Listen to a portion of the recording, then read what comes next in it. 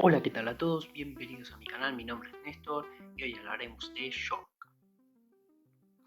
En el día de hoy trataremos una de las formas más complejas de reconocer el shock, aunque es una de las formas también más frecuentes que hay de shock y por lo tanto debemos obtener destreza para poder detectarlo. Estamos hablando de shock distributivo. ¿Y por qué es tan difícil reconocer un shock distributivo? En principio, porque es una forma diferente de presentación de shock. En las formas anteriores siempre había una alteración en la precarga, en el inotropismo, en la poscarga, lo que condicionaba una serie de mecanismos que eran particularmente comunes a ellos, como la vasoconstricción periférica, la redistribución vascular, la taquicardia. Ahora bien, en el caso del shock distributivo, la forma de compensación que tiene dependerá de su génesis, de su causa. En el caso del shock distributivo, el problema está dado en la resistencia vascular periférica.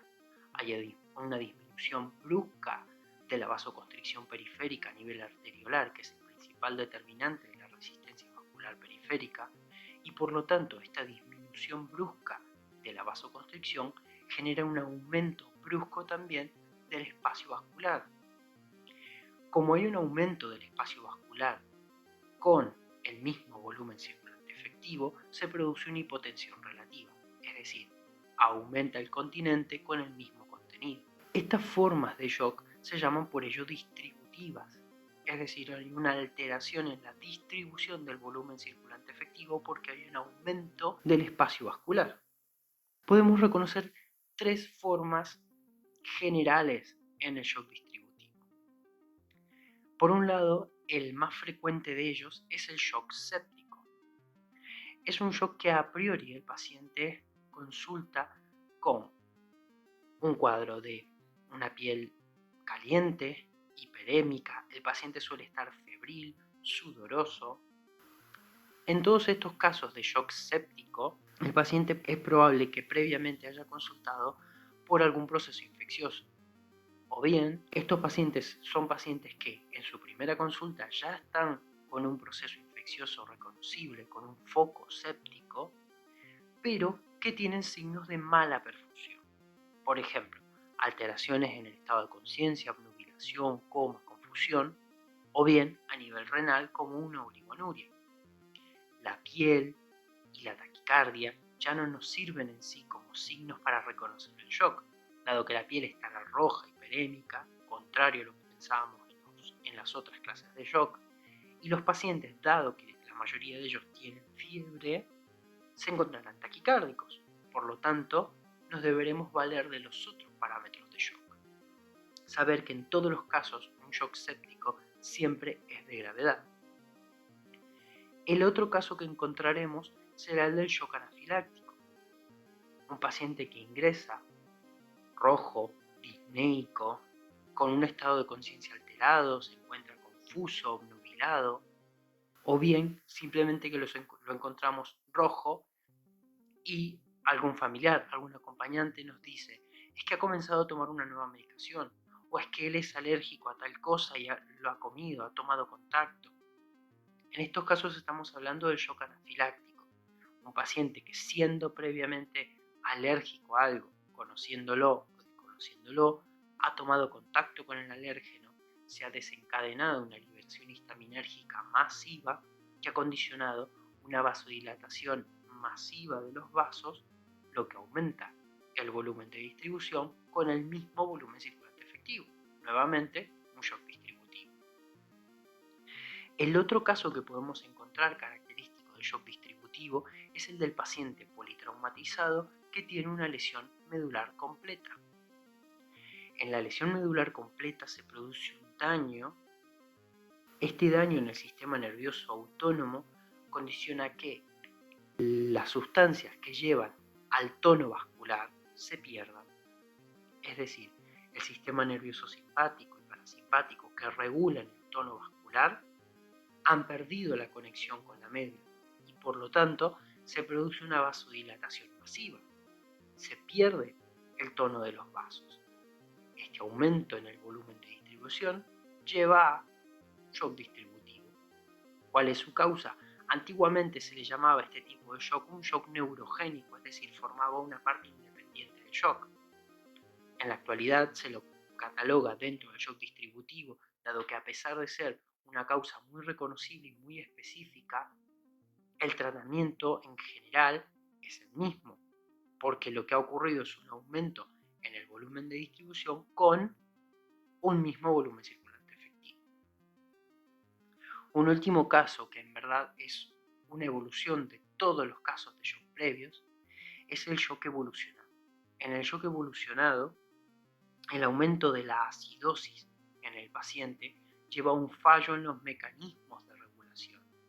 Es decir, la vasoconstricción arteriolar, que es lo que mantiene muchas veces el shock como compensado junto al resto de los mecanismos compensatorios, es un mecanismo complejo que en los estados de acidosis se altera y al no poder sostenerse la vasoconstricción arteriolar se produce una vasodilatación brusca.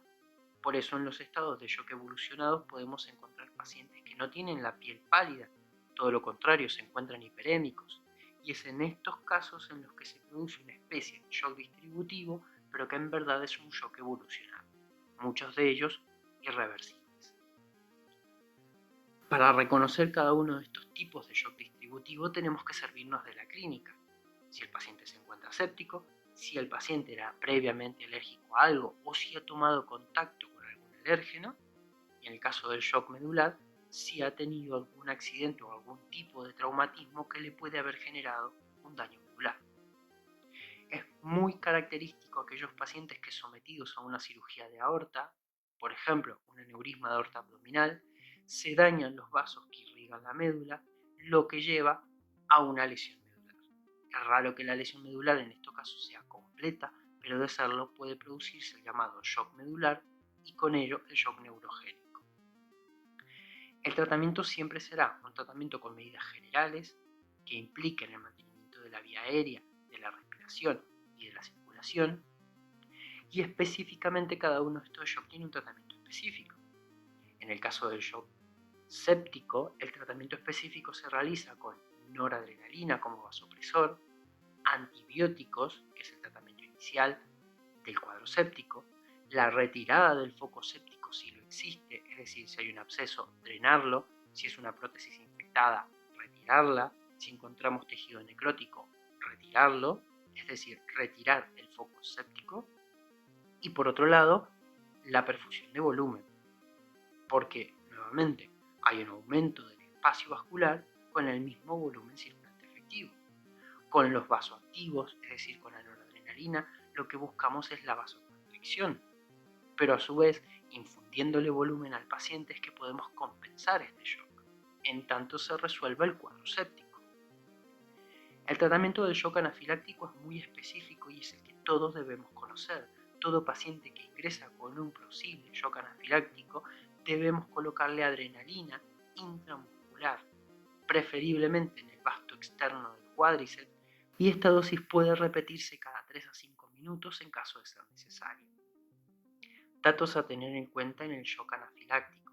Al paciente podemos pasarle volumen en tanto la adrenalina hace efecto.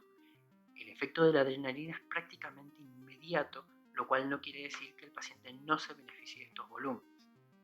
El tratamiento completo se realiza con antihistamínicos, anti-H1 y anti-H2 y con corticoides, dado que muchas veces el shock anafiláctico presenta recidivancia, es decir, hacemos tratamiento, el estado de anafilaxia desaparece, pero a los pocos minutos o a las pocas horas puede aparecer un nuevo brote, es decir, el paciente puede volver a liberar histamina, con lo cual se renueva el shock anafiláctico. Son pacientes que debemos mantener en observaciones y el tratamiento con corticoides es lo que previene la recaída del shock anafiláctico. Finalmente, en el shock neurogénico, es decir, en la excepción medular, el tratamiento se hace con vasopresores, con volumen, y el paciente debe ser ingresado en soporte hemodinámico en un monitoreo continuo, dado que aquí no hay forma de reponer el daño medular. Debemos esperar a que el shock medular cese y que de alguna manera el paciente recupere el tono vascular. Esto suele ocurrir a los pocos días y por ello el paciente debe mantenerse en observaciones.